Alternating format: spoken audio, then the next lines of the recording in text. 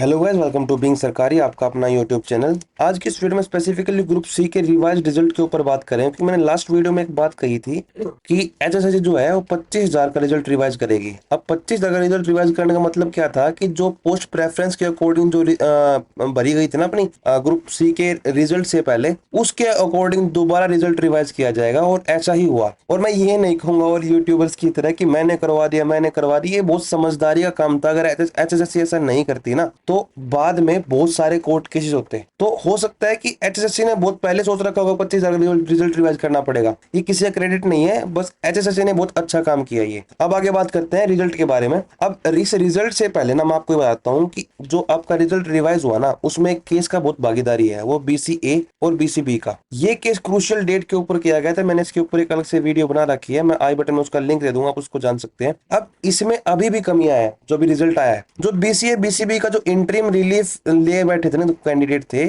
उनका रिजल्ट अभी भी घोषित नहीं किया गया है। ठीक है, इसके बारे में भी डिटेल डिस्कशन करेंगे। पहले एक बार रिजल्ट के ऊपर बात कर लेते हैं। देखो, जो अपडेटेड रिजल्ट है ना, वो ग्रुप नंबर 1, 2, 3, 4, 5, 7, 8, 9, 10, 14, 15 इन सब का आया है। मुझे सबसे ज्यादा खुशी, देखो जो नए कैंडिडेट लगे उनके लिए बहुत मतलब बहुत बहुत शुभकामनाएं है मेरे मन में। बट जो अलग से एक सॉफ्ट कॉर्नर है ना, वो ग्रुप 6 के लिए है। मतलब देखो, अब आप किसी के साथ एग्जाम दो, मतलब साथ में आपका एग्जाम हो, लेकिन दूसरे का रिजल्ट आ जाए, आपका रिजल्ट ना आया, दूसरे अपनी सैलरी निकाल रहे हैं 8-9 महीने से, लेकिन आपका रिजल्ट ही नहीं आया है, तो जो दुख है ना, वो ग्रुप 6 वाले कैंडिडेट ने भुगत रखा है। तो इनके लिए मेरे दिल में सॉफ्ट कॉर्नर है। तो अच्छी बात है, इनका रिजल्ट आगे मुझे बहुत ज्यादा खुशी हुई। अब बात करते हैं आगे रिजल्ट के बारे में। तो बेसिकली इस रिजल्ट में तीन जो है ना लिस्ट शो कर रखी। पहली तो ये है कि पोस्ट चेंज होने की, जिसकी पोस्ट ही चेंज हो चुकी है। और दूसरी जो लिस्ट है उसमें कैटेगरी चेंज होने की है, मतलब कैटेगरी ए बीसीए बीसीबी। और तीसरी जो है वो न्यूली सिलेक्टेड कैंडिडेट है। तीन लिस्ट अब की बार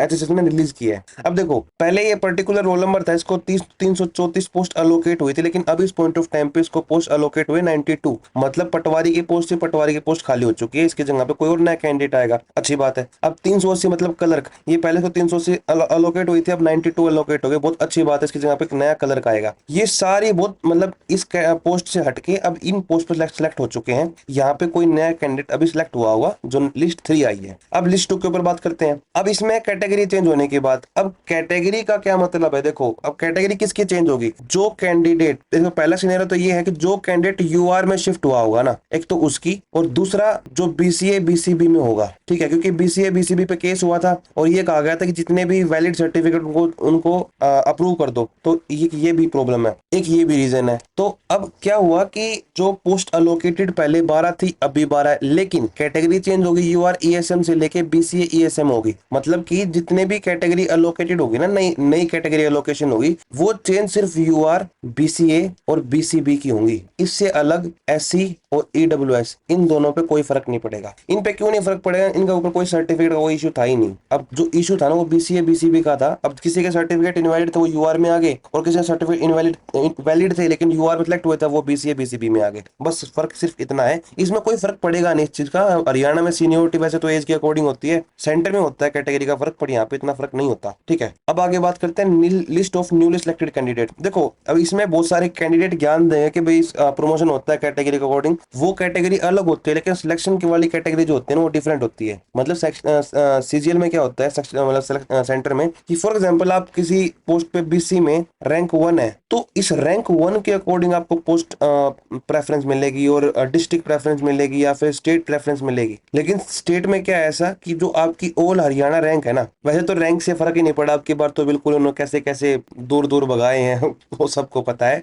और अब की बार तो जो ऑनलाइन ट्रांसफर पॉलिसी है, उसमें एज प्रेफर हो रही है, तो कैटेगरी का इतना बड़ा फर्क पड़ता नहीं, वो बाद में आप अपने एचआरएमएस में अपडेट कर सकते हैं। अब बात करते हैं list of newly selected candidate के बारे में। तो जो अब ये रोल नंबर है, ठीक है, बहुत अच्छी बात है, वो 93 अलोकेट हुई है, यूआरडीएसएम से है ये पोस्ट है। मतलब ये रोल नंबर इनके 93 पोस्ट अलोकेट हुई है। और ईडब्ल्यू से मेरे ख्याल से ग्रुप 6 में पड़ती है शायद ये पोस्ट कोड 93। ठीक है, अच्छी बात है ये। इस लिस्ट के लिए मैं बहुत ज्यादा खुशी हूँ, आपको कॉन्ग्रेचुलेशन, और आपके घर में आज बहुत खुशी होगी, अच्छी बात है। और अब देखो, बहुत चीजें नोट करने की इस रिजल्ट में। तो सबसे पहली बात तो ये है कि जो बीसीए बीसीबी में है ना, जो कैंडिडेट इंटरिम रिलीफ में थे, उनका रिजल्ट अभी तक रिवाइज नहीं हुआ है। और मैं चाहता हूं कि चेयरमैन साहब इस चीज के ऊपर क्लैरिफिकेशन दे कि उनका रिजल्ट क्यों नहीं आया और कब आएगा। इससे क्या होगा कि जो कैंडिडेट इस जिससे लिंक है, वो जो फैमिली से लिंक्ड है, वो ज्यादा टेंशन में है अभी इस पॉइंट ऑफ टाइम पे, क्योंकि उनके मन में ये है कि उनके होप थी कि रिजल्ट आएगा लेकिन रिजल्ट नहीं आ पाया। ठीक है, तो मैं चाहता हूँ कि एसएससी थोड़ी सी क्लैरिफिकेशन दे इस चीज के रिगार्डिंग, और इससे क्लैरिफिकेशन देने के बाद मतलब कि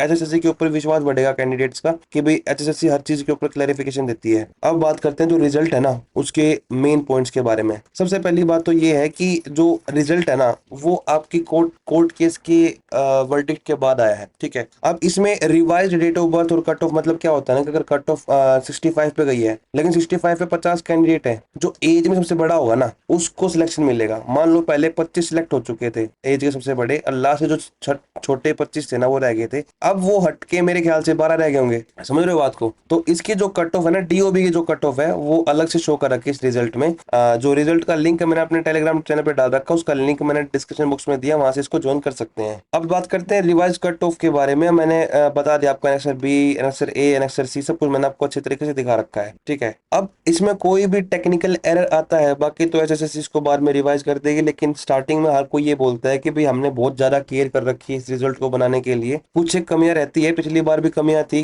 और बार बार रिजल्ट रिवाइज हुए थे पिछली बार भी। और मैं चाहता हूं कि जो बीसीए और जो बीसीबी के जो इंटरिम रिलीफ वाले कैंडिडेट थे ना उनका भी रिजल्ट रिवाइज हो, ताकि उनके भी घर में खुशी आए। ठीक है, अब वो कोर्ट से जीत के आ चुके हो फिर भी रिजल्ट रिवाइज नहीं हो रहा, मुझे नहीं पता क्या रीजन है, और बस मैं ये चाहता हूँ कि एचएसएससी उसके ऊपर क्लैरिफिकेशन दे ताकि उन कैंडिडेट को थोड़ी शांति मिले। तो सबसे पहली बात तो भाई जिसका सिलेक्शन अभी नया नया हुआ है उसको बहुत बहुत बधाई, और जिसका कैंडिडेट जिसका सिलेक्शन आपके ऊपर वाले ग्रेड पे हुआ है, मतलब फॉर एग्जांपल वो लेवल 4 पे थे उनका लेवल 5 पे हुआ है, या फिर 4 पे थे या फिर 2 पे थे या 3 पे थे उनका लेवल 6 पे हुआ है, उनको बहुत बहुत बधाई। और आशा करता हूँ कि आप जॉब पे आके लोगों का भला करेंगे और अपने परिवार को अच्छे तरीके से मतलब एक अच्छी जिंदगी दे पाएंगे। और लास्ट में बस कॉन्ग्रेचुलेशन टू ऑल जिसका सिलेक्शन बेटर पोस्ट पे हुआ है, फिर जिसका सिलेक्शन एक अच्छी पोस्ट पे या फिर किसी भी पोस्ट पे हुआ है, उनको बहुत बहुत बधाई। आज की वीडियो में इतना ही। थैंक्स फॉर वॉचिंग बिंग सरकार। कोई नया अपडेट आएगा तो उसके ऊपर एक अलग से वीडियो ले आऊंगा मैं। Thank you.